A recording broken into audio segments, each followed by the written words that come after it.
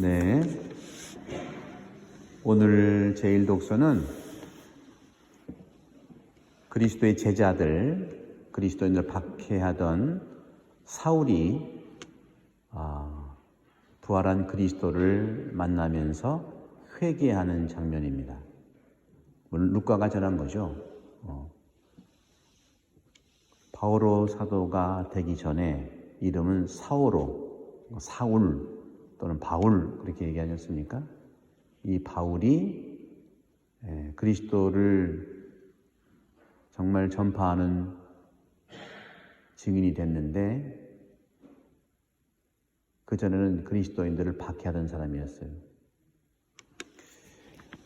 특히 바오로는 그리스도교의 창시자라고까지 말할 정도로 대단한 영향력을 끼쳤고 복음서가 쓰여지기 전에 바오로 사도가 편지를 썼습니다. 그래서 복음서보다 훨씬 더 일찍 쓰여진 것이 바오로 서간이에요. 50년, 55년경에 바오로의 친서들이 쓰여졌거든요. 그리고 가장 빨리 쓰여졌다는 마르코 복음은 70년에 쓴 겁니다. 그러니 벌써 15년, 20년 사이지 않습니까? 이 바오로 사도는 역사적인 예수님을 만난 적이 없어요. 여러분 잘 몰라요. 그리고 이 바오로 사도는 오늘날 같으면은 제가 누구랑 비교할 수 있을까 하면 여러분 혹시 미국 사람인데 스티브 잡스 아세요? 잡스? 어떻게 아세요? 친척 되시나? 예. 누가 그러대요? 스티브 잡스니까 스티브 잡것?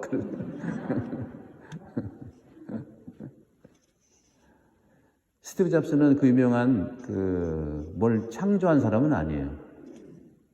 오히려 창조한 사람은 스티브 잡스랑 쌍벽을 이루는 윈도우를 만든 누구죠? 빌 게이츠. 빌 게이츠는 대단히 부자고요. 그리고 본래 컴퓨터 박사예요. 근데 스티브 잡스는요, 대학도 안 나왔어요. 다니다가 때려쳤어요. 스탠포드 대학인가 들어갔다가 때려쳤어요. 그리고 이 스티브 잡스는 뭐 전문성이 하나도 없습니다. 그런데도 지금 스티브 잡스는 우리 인류에게 커다란 획기적인 전환점을 해준 사람이에요. 왜? 집에서 걸고 탔던 이 전화기를 들고 다니면서 전화기 안에 모든 걸 다 집어넣은 거예요. 통합적 사고. 바오로 사도가 똑같습니다. 바오로 사도는 물론 스티브 잡스도 훨씬 더 훌륭한 분이지만 그분도 바오로 사도도 뭘 만든 분이 아니에요. 그런데 종합을 했더니 역사 예수를 만난 적도 없고 그리스도인을 박해했고 이 사람은 바리사이 출신입니다. 바리사이예요. 바리사이 율법학자죠. 그리고 히브리 사람인데도 로마 시민권이 있어요. 두루두루 여러 가지들을 같이 이렇게 가지고 있는 사람인데 결정적으로 부활하신 예수님을 만나면서 자기가 각자 가지고 있던 가치들이 하나로 모아진 거예요. 그러니까 우리가 인생을 살아갈 때 있어서 전문성을 가진 사람도 훌륭한 일을 할 수 있지만 나는 가진 것도 없어. 나는 뭐 잘하는 것도 없어. 뭐 조금 하다가 말고 좀 하다 말고 그래. 걱정하지 마세요. 그런 분들이 성공할 수 있어요, 여러분들. 어떻게 하면? 누군가를 만나면 가능하다. 누군가를 만나면. 그래서 실제로 이 그리스도교를 정말 예수님은 교회를 세웠냐? 창시자긴 하지만 예수님은 교가 창립될 때 지상에 없었거든요. 그래서 교회를 시작은 했지만 창립은 예수님이 한 게 아니다.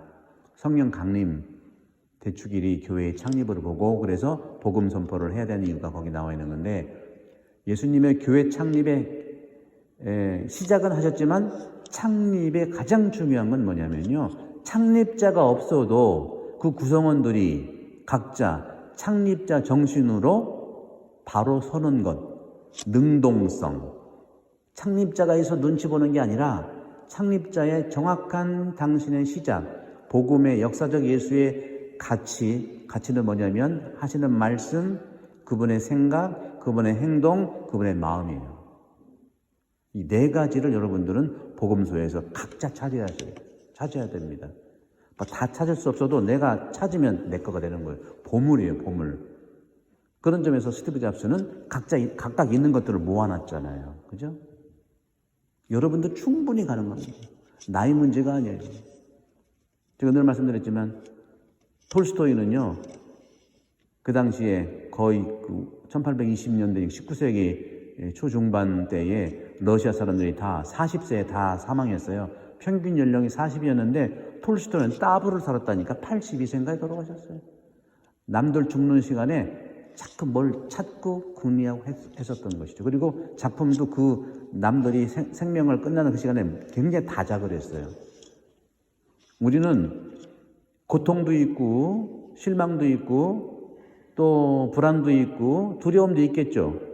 근데 그런 여러 가지 부정적인 것들이 실제로 상황이 그래서 힘드냐 아니면 상황에 대한 내 마음의 반영이 힘드냐. 대부분은요, 상황은 지나가는데 마음과 생각 때문에 힘든 게 대부분입니다, 여러분들. 그러니 여러분들, 우리 인간은 그렇게 한 가지 조금 힘들다고 해서 망가지지 않아요. 근데 반대로 굉장한 보물을 받았는데 한 가지 힘들어서 망하면 다 망해 또. 참 희한해요. 이거 제 경험을 해보니까 그래요. 이 생명도 마찬가지예요. 생명에 몸이 건강하긴 해야 되는데요. 그죠? 몸이 건강을 해야 되는데 마음을 놔버리면 돌아가셔. 그만큼 우리는 하나만 가지고도 힘을 합쳐서 영혼과 영과 몸을 단단하게 하면 사는데 아무리 강해도 하나를 놔버리면 사라지게 돼 있어요. 실제로 이런 경험들은 굉장히 많아요. 우리 일제강점기 때 징용이라든가 또 여러 가지 끌려갔잖아요. 그죠? 끌려가서 고국을 떠나가지고 정말 힘든 삶을 살았는데 전쟁 끝난 다음에 해방된 다음에 고국으로 돌아와서 보니까 돌아와서 산 사람들은 어떤 사람들이었냐, 아무리 힘들어도 나는 고국에 갈 거야. 거기에는 내 부모님이 계셔. 거기에는 우리 식구가 있어. 그런 희망을 놓지 않는 사람들이 다 살았어요. 그런데 아이고 힘들어, 나도 고생스럽고 내 고향 가야 뭐 부모도 없고 친지도 없고 뭐 그냥 살다가 지금 힘드니까 힘든 것만 견디자, 그런 사람들이 많이 돌아가셨더라고요. 그래서 제가 드리고 싶은 말씀은, 어떻게 해서 사람을 죽이던 사울이 그리스도를 전파하는 사도가 됐느냐. 극과 극은 통합니다, 여러분들. 제가 여기 이제 호주 살다가 와 보니까 이 태안이 아주 극단적이야. 이게 봄, 여름이 없어. 겨울 아니면 여름이야. 여러분 극단적이요. 극단적이 좀 느끼세요? 느끼세요? 못 느끼세요? 대답 안 하셔도 돼요. 극과 극은 통한다는 것에서 저는 태안이 매력이 있는 거예요. 물론 계절 좋은 것은 봄, 가을이 물론 좋죠. 그렇죠? 여러분 보세요. 전 세계에서 날씨가 똑같은데, 예를 들어서 그 동남아 이쪽에 굉장히 날씨가 추운 적이 없잖아요. 그죠? 그쪽이 잘 살아요? 추운 나라가 잘 살아요? 뭐 비슷하겠지만 양쪽 다 있는데 춥기도 하고 덥기도 하고. 전 세계에서요, 목욕탕 가면요, 냉탕, 온탕 있는 데는 한국밖에 없어. 이게 다 우리 문화를 반영하는 거예요. 저도 몇 년 동안 거기에는, 시드니에는 그게 없었거든요. 냉탕, 온탕이 없었어. 한 번도 샤워를 샤워가 아니라 뭐죠? 탕에 들어가 본 적이 없는데, 요즘에 가끔 한 달에 한 번 정도는 탕에 들어가니까 시원하다 그래요. 그게 왜 시원해? 뜨겁지? 못 알아들어도 우리 극단적이라니까. 뜨겁지만 그 반대의 표현을 함으로써 우리는 그 카타르시스를 느끼는 거예요. 우전하다.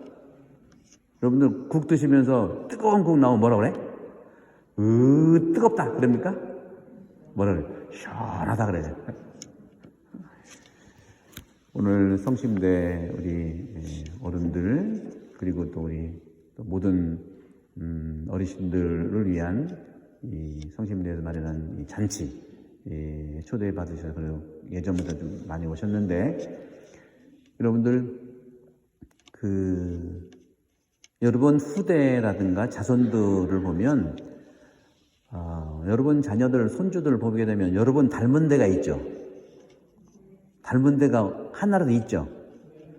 손주 봤을 때 또는 이제 아들이나 봤을 때 특히 손주가 더 그럴 것 같아요. 손주 봤을 때 자기랑 닮은 데가 있는 거 보면 어떤 마음이 들어요? 이야, 기분 좋잖아. 나를 닮았으니까. 근데 어떤 부분이 되게 닮아요?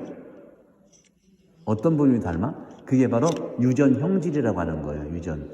유전이라고 하는 것은 가장 먼저가 변이들이 많아야 돼요. 변이가 뭐냐면은 우리가 코로나도 마찬가지예요. 같은 바이러스지만 변이가 많이 생기잖아요. 우리도 마찬가지예요. 여기 우리 교우분들이 한 70명 되지만 70명이 같은 사람이 있어요? 하나도 그래도 마찬가지. 사람이 많지만 다 다르다. 그 변이라고 그래, 변이. 같은 바이러스인데 또 변이가 생겨서 또 요즘엔 또 눈병으로 온다고 그러는 말도 하세요, 또. 그만큼 이 변이의 변이의 빈도가 유전을 계속 하게 하는데 좀 어려운 말 같지만 뭐냐면요. 되게 유전 형질이 나의 것이 후대로 넘어가는 것은 분명히 있는데 그게 주로 어디서 나타나냐면요. 뼈쪽턱이라든가 뼈쪽턱 아니면 코가 이제 이렇게 뾰족하다든가 그 소설 이름인가요? 발가락이 닮았다는 말 들어보셨죠? 뭐 이런 거, 발가락 이런 거. 이렇게 유전 형질에서 그 유전되는 거지요. 그러니까 사람은 항상 부모로부터 자녀로 내려오면서 유전 형질이 분명히 내려오는 것은 다 있습니다. 여러분들. 눈이 동그란 사람 눈이 동그랗단다든지 그러니까 뭔가는 똑같은 게 있어요. 여러분 자녀들을 보시면 보이죠? 그거는 안 변하는 거예요. 그건 항상 대물림을 해서 내려오는 건데 제가 말씀드리고 싶은 것은 뭐냐면 오늘 복음에 예수님께서 말씀하시잖아요. 내 살과 내 피를 마시면 생명을 얻는다. 다시 말하면 내 살을 먹고 내 피를 마시는 사람은 영생을 얻고 마지막 날에 또 내가 그를 살린다. 내 살은 참된 양식이고 내 피는 참된 음료다 말씀하셨잖아요. 이게 뭐 성체성사 얘기하는 거예요. 여러분이 매일 미사하실 때 뭘 성체 그리스도의 몸하고 받아 모시죠.